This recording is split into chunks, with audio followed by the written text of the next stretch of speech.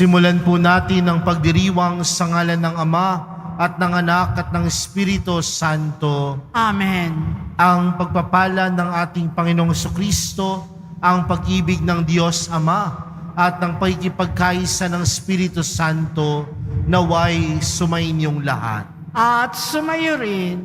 Mga kapatid, tayo ngayon ay natitipon bilang isang mag-anak ng Diyos sa pagdiriwang ng banal na Eukaristiya.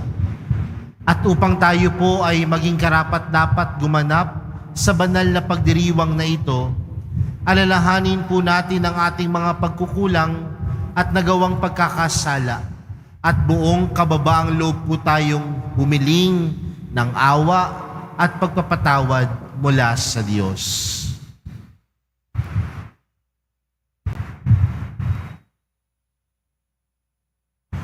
Sinugong tagapagpagaling sa mga nagsisisi, Panginoon, kaawaan mo kami. Panginoon, kaawaan mo kami. Dumating na tagapaganyayang mga makasalanan ay magsisi, Kristo, kaawaan mo kami. Kristo, kaawaan mo kami. Nakaluklok ka sa kanan ng Diyos Ama para ipamagitan kami. Panginoon, kaawaan mo kami. Panginoon, kaawaan mo kami. Kaawaan tayo ng makapangyarihang Diyos. Patawarin tayo sa ating mga kasalanan at patnubayan tayo sa buhay na walang hanggan. Amen. Manalangin tayo.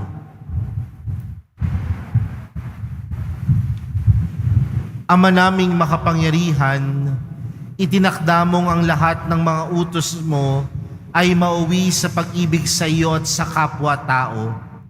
Ipagkaloob mong sa pagtalima namin sa mga ito, kami pagindapatin mong sumapit sa buhay na walang katapusan sa pamamagitan ni Jesucristo, kasama ng Espiritu Santo, magpa sa walang hanggan. Amen. Magsiupo muna po ang lahat.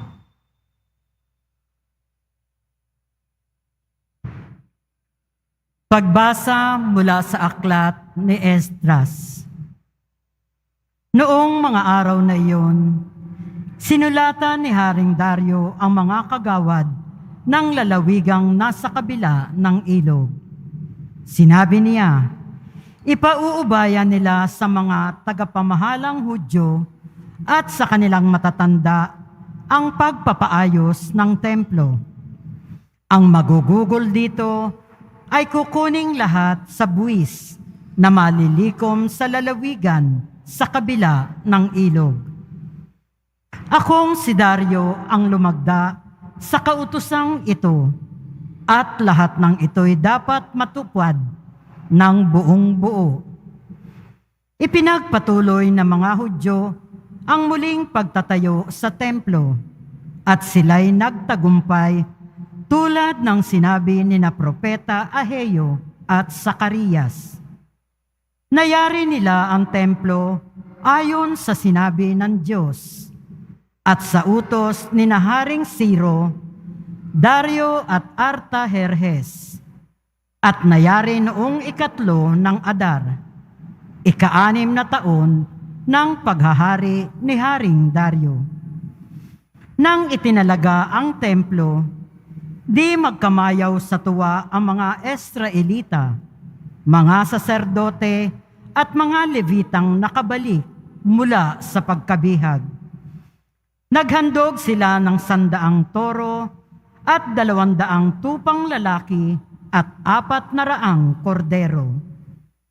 Bilang hain naman para sa kasalanan, naghandog sila ng 12 kambing na lalaki, isa sa bawat lipi ng Israel. Pinagpangkat-pangkat nila ang mga saserdote at mga Levita. Sila'y binigyan ng kani-kanilang gawain at araw ng panunungkulan sa templo ayon sa kautusan ni Moises. At nang 14 ng unang buwan, ipinagdiwang ng mga nakabalik mula sa pagkabihag ang Paskwa. Napakalinis na noon ng mga Levita, kaya sila ang nagpatay sa korderong Pampaskwa para sa mga nakabalik. sa mga saserdote at sa mga kapwa nila, Levita. Ang salita ng Diyos. Salamat sa Diyos. Masaya tayong papasok sa tahanan ng poong Diyos. Masaya tayong papasok sa tahanan ng poong Diyos. Ako ay nagalak sa sabing ganito. Sa bahay ng poon ay pumasok tayo. Sama-sama kami matapos sapitin ang pintuang lungsod nitong Jerusalem. Masaya tayong papasok sa tahanan ng poong Diyos. Yaong Jerusalem, kay ganda ng anyo. Maganda ang ayos ng muling matayo. Dito umaahon ang lahat ng angkan, lipi ni Israel, upang magsambahan. Masaya tayong papasok sa tahanan ng poong Diyos. Ang hangad ang poon ay pasalamatan, pagkat ito'y utos na dapat gampanan. Doon din naroon ang mga hukuman at trono ng haring hahatol sa tanan. Masaya tayong papasok sa tahanan ng poong Diyos. Magsitayo na po ang lahat.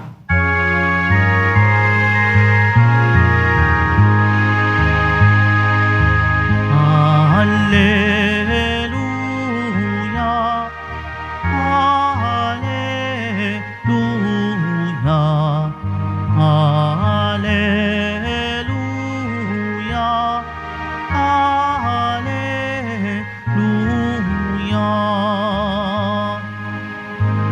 Mapalad ang sumusunod sa salitang buhat sa Diyos at namumuhay ng angkop.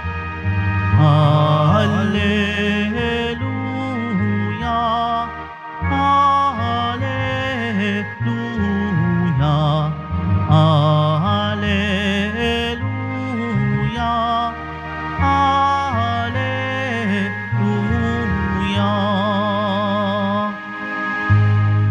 Sumainyo ang Panginoon. At sumayo rin Ang mabuting balita ng Panginoon ayon kay San Lucas. papuri sa iyo, Panginoon. Noong panahong iyon, dumating ang ina at mga kapatid ni Jesus, ngunit hindi sila makalapit dahil sa dami ng tao. May nagsabi sa kanya, "Nasa labas po ang inyong ina at mga kapatid. Ibig na lang makipagkita sa inyo." Ngunit sinabi ni Jesus, ang mga nakikinig ng salita ng Diyos at tumutupad nito, ang siya kong ina at mga kapatid. Ang mabuting balita ng Panginoon. Pinupuri ka namin, Panginoong Heso Kristo. Magsipo muna po ang lahat. Isa marahil sa katangian nating mga Pilipino, tayo daw pong mga Pilipino ay nagbibigay halaga sa ating pamilya. Kapag sa eskwelahan, meron ding tinatawag na Family Day, isang araw nilalaan para sa pamilya. Binibigyan natin ng halaga ang ating pamilya. Kaya nga, ganun na lamang din ang pagpapaalala sa atin ng ating pananampalataya. Tandaan natin ang ikaapat na utos ng Diyos. Igalang mo ang iyong ama at ina. Igalang mo ang iyong magulang. Ibig sabihin, kahit sa pananampalataya natin bilang mga Katoliko, pinapaalahanan din tayong bigyang halaga ang pamilya. Ngunit sa ating ibanghelyong napakinggan para sa araw na ito, alam natin na si Jesus sa kanyang pagmimisyon, sa kanyang pagpunta sa iba't ibang lugar, Nasisimulan na ng mga taong makilala siya. Bakit? Dahil siya ay nagpapagaling ng mga may sakit. Siya ay nagpapalayas ng masamang espiritu. Unti-unti na siyang sumisikat. At kapag siya ay unti-unti nang sumisikat, marami ng tao ang gustong sumunod sa kanya. Pinagkakaguluhan na siya. Kaya sa isang pagtitipon doon sa ating ebanghelyo, may nagsabi kay Jesus, nasa labas po ang inyong ina at mga kapatid. No? Ibig nilang makipagkita sa inyo. Sa mga ebanghelyo, may kasunod pang katanungan si Jesus. Sino ba ang aking ina? Sino ba ang aking kapatid? Pero sa ating ebanghelyong binasa mula kay San Lucas, dumiretso kagad ang Panginoong Jesus. At anong sagot ni Jesus? Ang mga nakikinig ng salita ng Diyos at tumutupad nito ang siya kong ina at mga kapatid. Tila magtatanong tayo, bakit parang itinatwa ni Jesus ang kanyang ina? Bakit bigla na lang hindi niya nakilala ang kanyang ina? Mga kapatid, merong ibinibigay na mensahe sa atin ng Diyos sa araw na ito.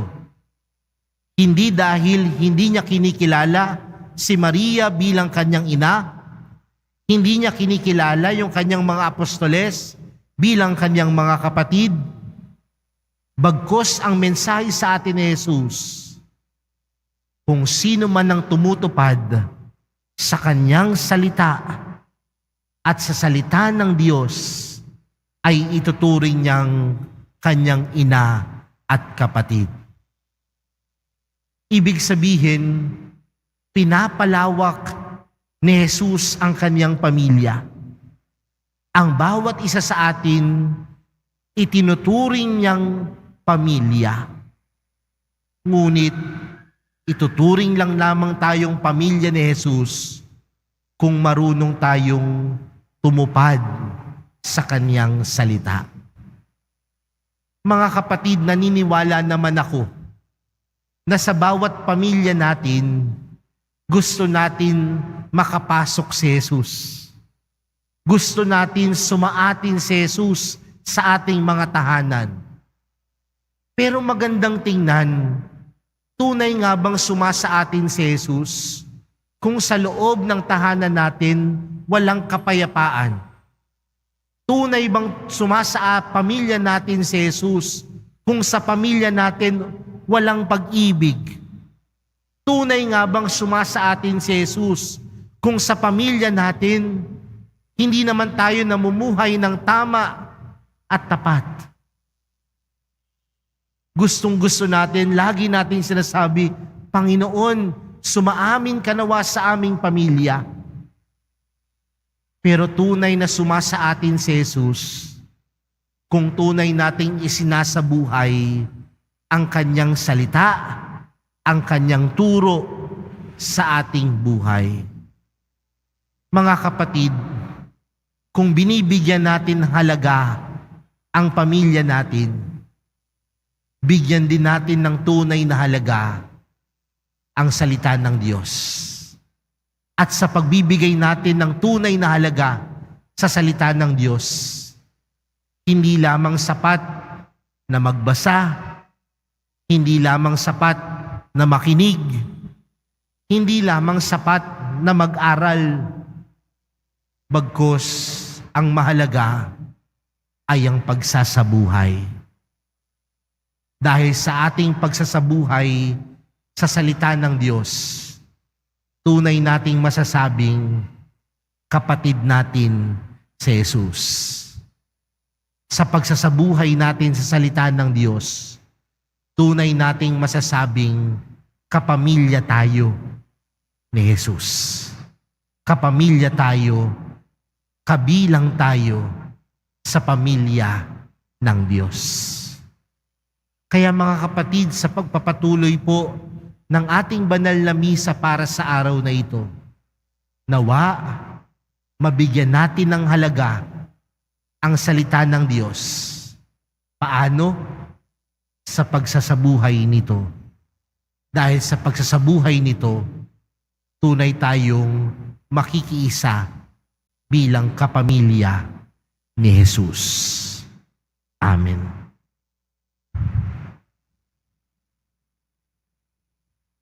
Magsitayo na po ang lahat. Minamahal kong mga kapatid, ang pangaral ni Jesus sa Ebanghelyo at ang kanyang sariling buhay ang ating panuntunan sa pagnanais nating malaman ang kalooban ng Diyos. Manalangin tayo sa Diyos Ama upang makasunod tayo sa Kanya at maisabuhay ang kanyang pangaral. Ang ating panalangin, maging ganap nawa sa aming buhay ang iyong kalooban, O Panginoon. Maging ganap nawa sa aming buhay ang iyong kalooban, O Panginoon.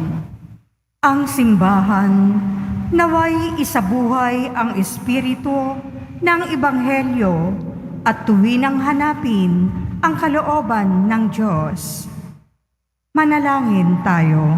Maging ganap nawa sa aming buhay ang iyong kalooban, O Panginoon. Atin nawang mapalalim ang ating pananampalataya sa pamamagitan ng ating paglilingkod sa mga dukha, may kapansanan at yaong mga kapuspalad. Manalangin tayo. Maging ganap nawa sa aming buhay ang iyong kalooban, O Panginoon. Tayo naway maging mga tunay na bahagi ng pamilya ng Diyos sa pamamagitan ng pagiging tapat sa kalooban ng Diyos Ama sa langit. Manalangin tayo. Maging ganap nawa sa aming buhay ang iyong kalooban, O Panginoon. Atin nawang isabuhay sa araw-araw na pangyayari at kaganapan ng ating buhay ang salita ng Diyos. Manalangin tayo. Maging ganap nawa sa aming buhay ang iyong kalooban, O Panginoon. Ang mga yumao naway magtamo ng walang hanggang liwanag at kapayapaan. Manalangin tayo. Maging ganap nawa sa aming buhay ang iyong kalooban, O Panginoon. Sa katahimikan po ng ating mga puso, ilapit po natin sa Diyos ang ating mga pansariling panalangin, gayon din ng mga taong humiling ng ating mga dasal.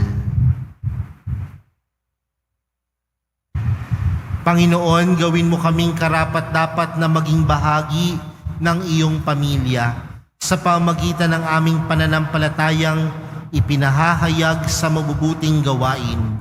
Hinihiling namin ito sa pamagitan ni Kristong aming Panginoon. Amen. Magsiupo muna po ang lahat.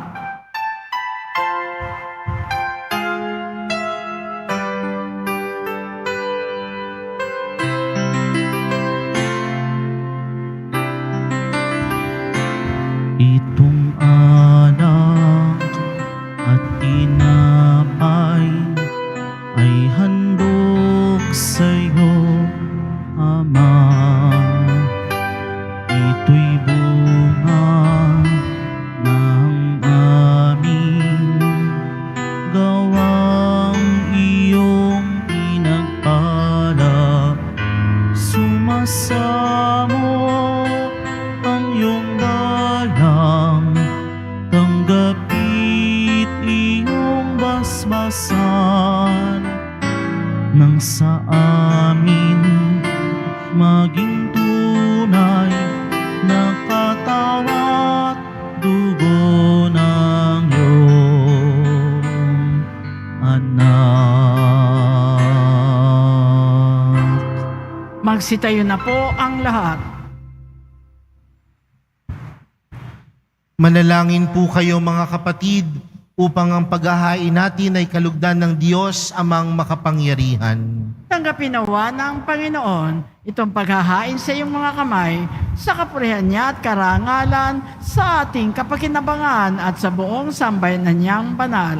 Ama naming lumikha, maawain mong kalugdan ng mga alay ng iyong sambayanan upang ang ipinahayag namin ng may pananampalatayang matibay ay aming tanggapin sa banal na pakikinabang sa pamagitan ni Jesucristo kasama ng Espiritu Santo magpa sa walang hanggan. Amen. Sumainyo ang Panginoon. At sumayo rin, Itaas sa Diyos ang inyong puso at diwa. itinaas na namin sa Panginoon. Pasalamatan natin ang Panginoong ating Diyos. Marapat na siya ay pasalamatan. Ama naming makapangyarihan, tunay ngang marapat na ikaw ay aming pasalamatan.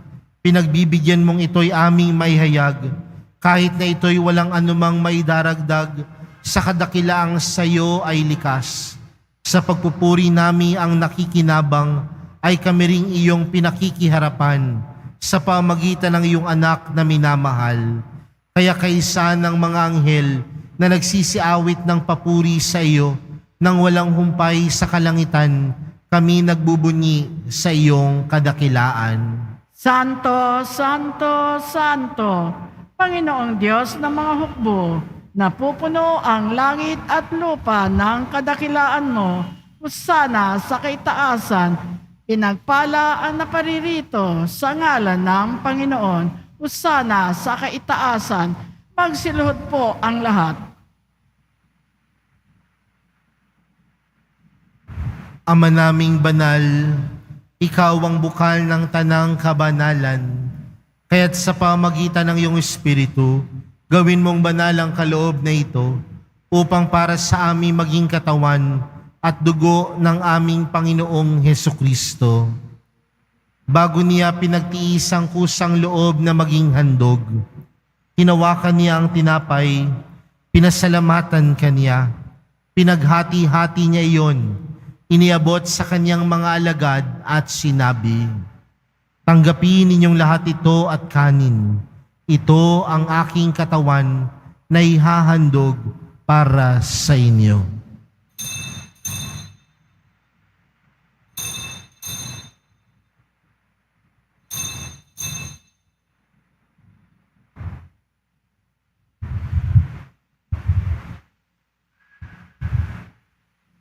Gayon din naman noong matapos ang hapunan, hinawakan niya ang kalis, muli kanyang pinasalamatan. Iniabot niya ang kalis sa kanyang mga alagad at sinabi, "Tanggapin ninyong lahat ito at inumin. Ito ang kalis ng aking dugo, ng bago at walang hanggang tipan. Ang aking dugo na ibubuhos para sa inyo at para sa lahat, sa ikapagpapatawad ng mga kasalanan. Gawin niyo ito sa pag-alala sa akin."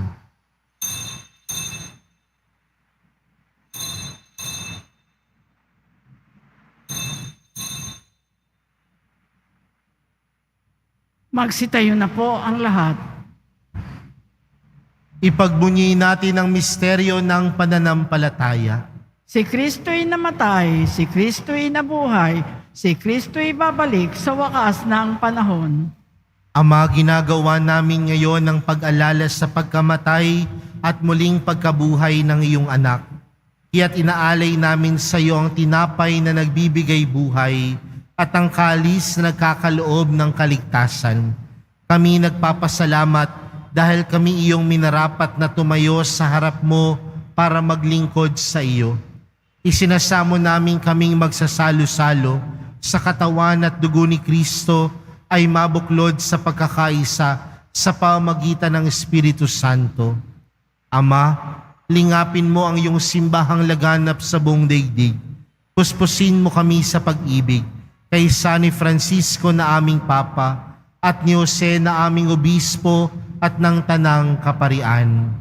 Alalahanin mo rin ang mga kapatid naming nahimlay nang may pag-asang sila'y muling mabubuhay, gayon din ang lahat ng mga pumanaw. Kaawaan mo sila at patuloyin sa iyong kaliwanagan. Kaawaan mo at pagindapating kaming lahat na makasalo sa iyong buhay na walang wakas. Kaysa ng mahal na Birheng Maria na ina ng Diyos, ng kabiyak ng puso niyang si San Jose, kaysa ng mga apostol at ng lahat ng mga banal na namuhay dito sa daigdig ng kalugod-lugod sa iyo, may pagdiwang nawa namin ang pagpupuri sa ikararangal mo sa pamagitan ng iyong anak na aming Panginoong Hesukristo. Sa pamagitan ni Kristo, kasama niya at sa Kanya, ang lahat ng parangal at papuri ay sa iyo, Diyos amang makapangyarihan, kasama ng Espiritu Santo, magpa sa walang hanggan. Amen. Lumapit po tayo sa Ama natin sa langit sa panalangin itinuro sa atin ni Jesus. Ama namin, sumasalangit ka, sambahin ang ngalan mo, mapasa amin ang kaharian mo, sundin ang loob mo, dito sa lupa para ng sa langit. Bigyan mo kami ngayon ng aming kakanin sa araw-araw, at patawarin mo kami sa aming mga sala, para ng pagkapatawad namin sa nagkakasala sa amin. At huwag mo kaming ipahintulot sa tukso, at iadya mo kami sa lahat ng masama. Hinihiling namin kami adya sa lahat ng masama, pagkalooban ng kapayapaan araw-araw, iligtas sa kasalanan at ilayo sa lahat ng kapahamakan. Samantalang aming pinananabikan ang dakilang araw ng pagkapahayag ng tagapagligtas naming si Hesukristo. Sapagkat iyo ang kaharian at ang kapangyarihan at ang kapurihan magpakailanman. Amen. Panginoong Hesukristo, sinabi mo sa iyong mga apostol, kapayapaan ang iniwan ko sa inyo, ang aking kapayapaan ang ibinibigay ko sa inyo. Tunghayan mo ang aming pananampalataya at huwag ang aming pagkakasala.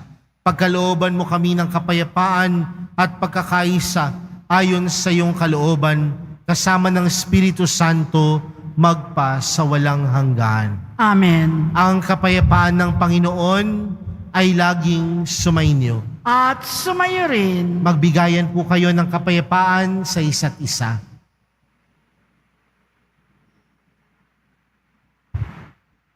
Kordero ng Diyos na nag-aalis ng mga kasalanan ng sanlibutan, maawa ka sa amin.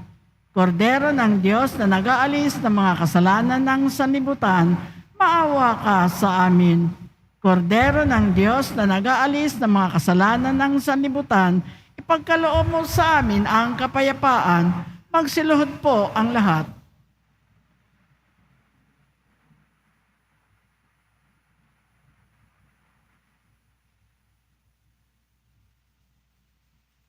Narito po si Jesus, ang kordero ng Diyos.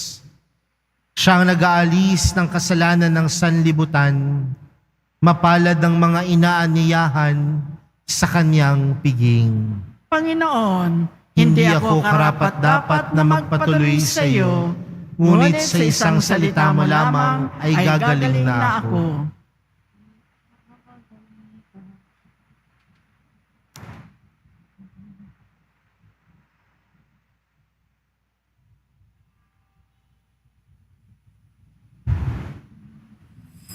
Para sa lahat ng tatanggap ng banal na komunyon, sasagot po tayo ng amen pagkasabi ng pare o ng lay minister ng katawan ni Kristo at isubo agad sa bibig bago muli sa harapan ng pare o lay minister. Sumunod po tayo. Maraming salamat po.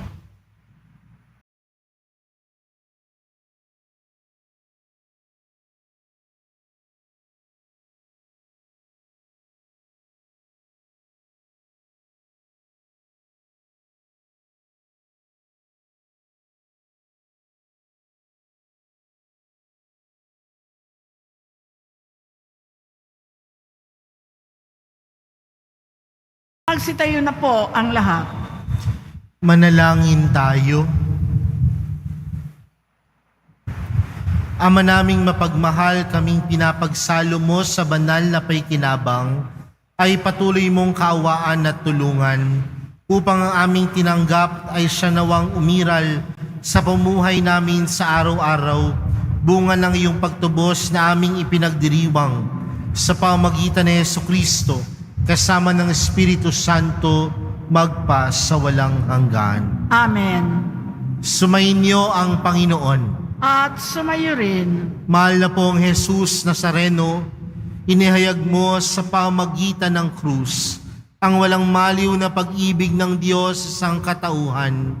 Pakinggan mo ang kahilingan ng iyong angkan na nagsusumamo sa iyo. Makamtan nawa nila ang iyong katugunan at tanggapin ang kasagutan na may utang na loob na tinatanaw. Basbasan din po ninyo ang mga daladala nilang mga imahen at dasalan sa pamagitan ng bendisyon na ito.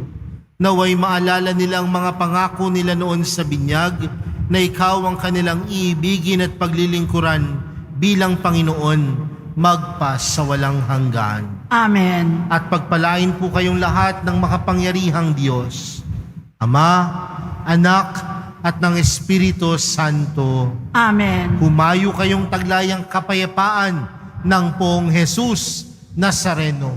Salamat sa Diyos.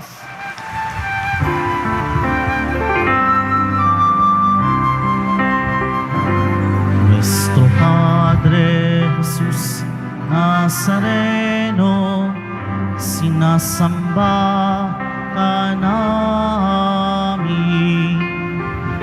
Pinipintuho ka namin, aral mo ang aming buhay at kaligtasan.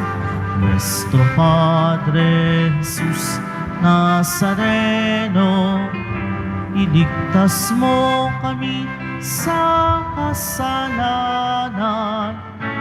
Ang krus mong kinamatayan ay sagisag ng aming kaligtasan.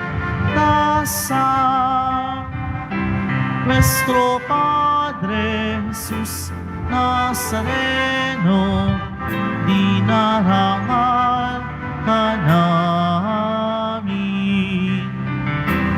Nuestro Padre Jesus Nazareno, nilulwalhati ka namin. Nuestro Padre Jesus Nazareno, dinarangal ka namin. Nuestro Padre Jesus Nazareno, nilulwalhati ka namin.